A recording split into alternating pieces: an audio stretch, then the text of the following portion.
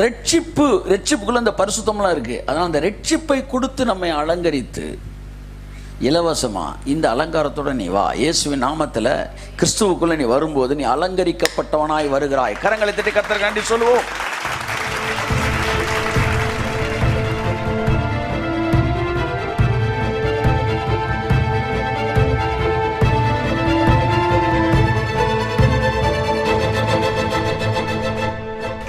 அழியாத அலங்கரிப்பு.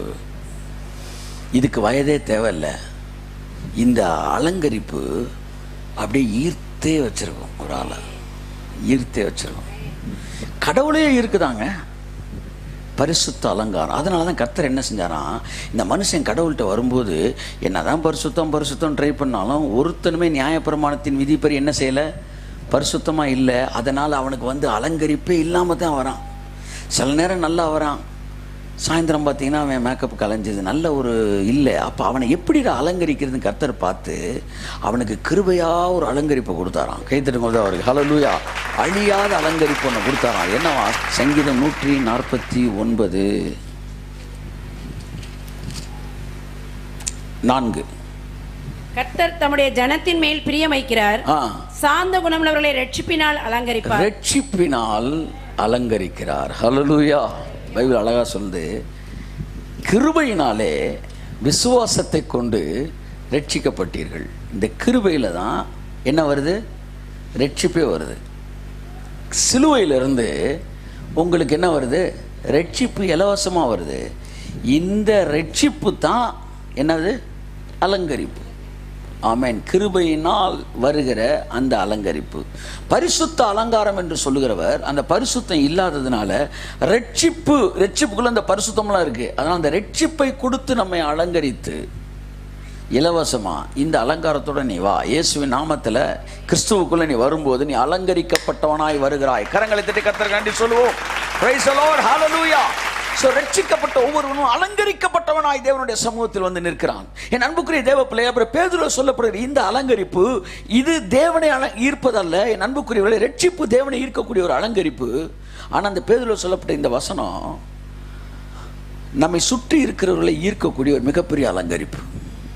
ரட்சிப்புக்கு பிறகு சிலுவைக்கு பின்பு எந்த ஒரு உங்களுடைய தனிப்பட்ட விஷயங்கள் தேவனை சிலுவைக்கு மேலாக ஈர்ப்பது இல்லை.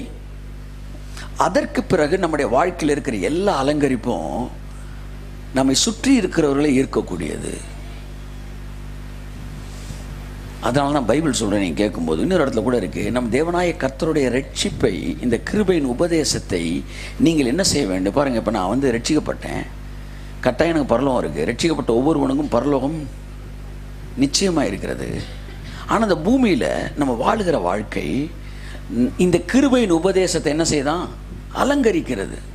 பரவாயில்லப்பா, அந்த கிரேஸ்குள்ளே இருக்கிறவங்க நல்ல எஜமானனுக்கு கீழ்ப்படுகிறாயப்பா, நல்லா ஒழுங்காக இருக்கிறாயப்பா, டைமுக்கு வராயப்பா, பல விஷயங்களை வந்து அது அலங்கரிக்குது. ஸோ திரும்ப அந்த ஒரு வருஷம் கூட ஞாபகத்துக்கு வருது. அதை நம்ம வாசித்து நம்ம முடிச்சிருவோம். தீத்து 2:9.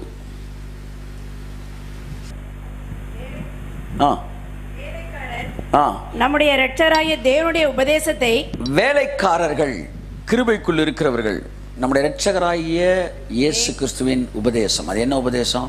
கிருபையின் உபதேசம். வேலைக்காரர்கள் இந்த கிருபையின் உபதேசத்தை எல்லாவற்றிலும் அலங்கரிக்கத்தக்கதாக தங்கள் எஜமான்களுக்கு கீழ்ப்படிந்திருந்து. பாத்தீங்களா? obedience is a decoration. ஹல்லேலூயா. கீழ்ப்படிதல் ஒரு அலங்காரம்.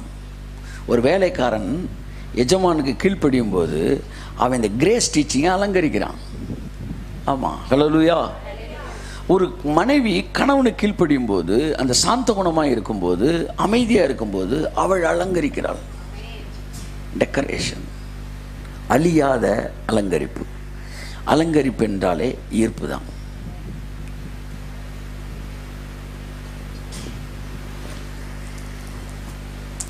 ரட்சிப்பு என்கிற அலங்கரிப்பு தேவன் நம்ம கொடுத்துருக்கிறாரு. இதா கூட என்ன சொல்கிறார், பரிசுத்த அலங்காரத்தோட வாங்கன்றார். நம்மிடத்தில் இருப்பது அழிந்து போகிற அலங்கரிப்பா, அழியாத அலங்கரிப்பா என்பது அல்ல என்பதை நாம் சிந்திக்க கடவோம். The attractive grace, the grace which attracts others. நான் சொல்லவா? உங்களுக்குள்ளே கிருபை இருக்கும் என்றால் கட்டாயம் ஜனங்கள் உங்களை நோக்கி இழுக்கப்படுவார்கள். தட் இஸ் வாட் கிரேஸோடைய வேலையை, அட்ராக்டிங் அதர்ஸ். நான் சொல்கிறேன், நீங்கள் ஈர்ப்புக்குரியவர்களாய் இல்லாமல் இருக்கவே முடியாது. நான் சொல்கிற அட்ராக்ஷன் என்பது ஒரு தெய்வீகமான ஒரு விஷயம்.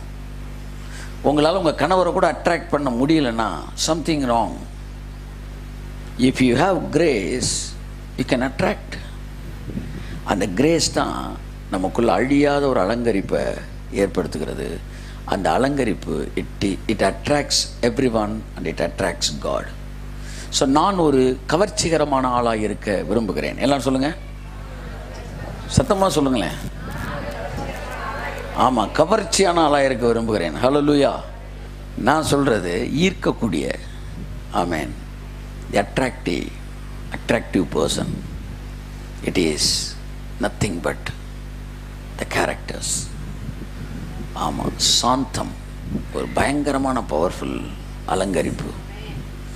அலங்கரிப்பு இருந்தாலே அப்படியே அந்த அலங்கரிப்பு இருக்குமா. கடவுளே கூட பழைய ஏற்பாட்டில் அநேகர் ஈர்த்திருக்கிறார்கள்.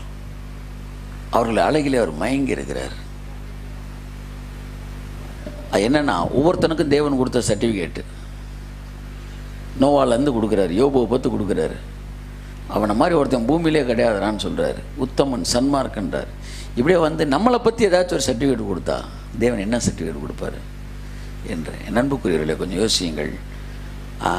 அட்ராக்ஷனாக நான் இருக்கிறது தான் முக்கியமானது. கடவுள்கிட்ட வந்து நீங்கள் நிற்கிறீங்கன்னா ரட்சிப்புன்ற அலங்காரத்தோடு நீங்கள் நிற்கிறீங்க. எப்போவுமே நீங்கள் ஒன்று புரிஞ்சுக்கணும், அவர்கிட்ட வந்து நிற்கும்போது நீங்கள் ஏற்கனவே அலங்கரிக்கப்பட்டவர்களாக இருக்கிறீர்கள். அது சிலுவையிலே இயேசு சிந்தின இரத்தத்தினாலே.